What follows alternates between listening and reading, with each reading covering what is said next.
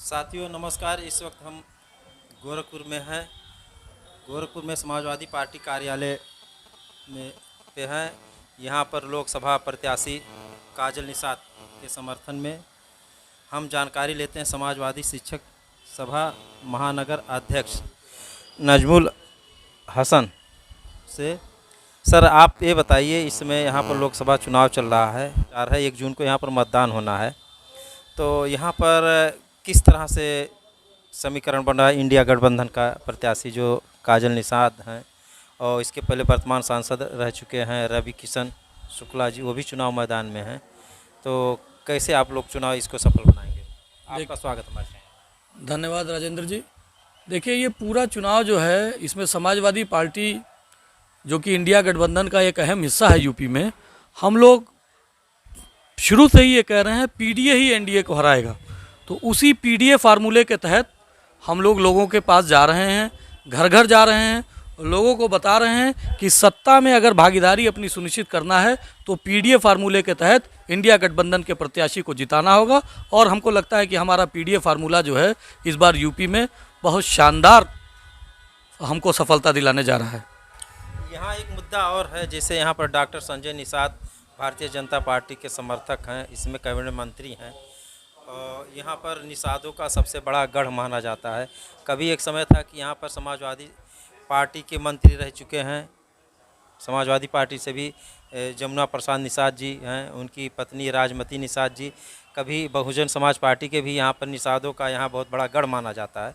तो क्या इस समय निषाद लोग साथ देंगे? क्योंकि इसके पहले 2019 में चुनाव लड़े थे, उनका नाम है रामभुआल निषाद जी, वो जबकि सपा बसपा का गठबंधन था और तब नहीं चुनाव निकाल पाए थे, तो क्या इस समय निषाद लोग इनको साथ देंगे? देखिए, निषाद वोटर या कोई भी वोटर किसी का बंधुआ मजदूर नहीं है। लोग समझ रहे हैं, लोगों को पता है कि कौन वोटों का सौदागर है और कौन उनका वास्तविक नेता है। इस बार निषाद समुदाय भी पीडीए फार्मूले के तहत नेता चुनेगा, अपने वोट का सौदागर नहीं चुनेगा। और हमें पूरा भरोसा है कि निषाद समुदाय के बच्चे, महिलाएं, या बच्चों का मतलब मेरे जो युवा हैं उनके बात कर रहा हूं, जो स्टूडेंट्स हैं, वो सब के सब लामबंद होके श्रीमती काजल निषाद जी को संसद पहुंचाने का मन बना चुके हैं और भारी बहुमत से काजल निषाद जी हमें लगता है जीतने जा रही हैं। यहाँ लेकिन एक डर और बना हुआ है, जैसे भारतीय जनता पार्टी के लोग कहते हैं कि हम 400 पार हो रहे हैं, तो किस आधार पर वो लोग कह रहे हैं, वो खैर वो लोग जाने, उनका कोई अंदाज़ा होगा। और आप यहाँ से किस तरह से इंडिया गठबंधन को सफल बनाएं?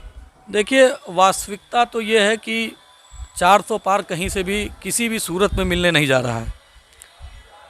बहुमत का आंकड़ा भी नहीं छू पाएंगे वो, लेकिन नारा है, नारा कुछ भी दिया जा सकता है। नारा पहले चुनाव में 2014 में 15 लाख का दिया था, क्या 15 लाख मिले? नारा तो 2 करोड़ नौकरियों को देने का भी था, क्या नौकरियां दी गई? नारा तो बेरोजगारी दूर करने का भी था, तो क्या बेरोजगारी दूर हो गई? नारा तो महंगाई कम करने का भी दिया गया था, क्या महंगाई कम हो गई? विपक्ष और इंडिया गठबंधन चुनाव बेरोजगारी के मुद्दे पे लड़ने जा रहा है, महंगाई के मुद्दे पे लड़ने जा रहा है। और हमने कैलेंडर, इंडिया गठबंधन ने कैलेंडर जारी किया है कि हम 30 लाख सरकारी पद भरने जा रहे हैं।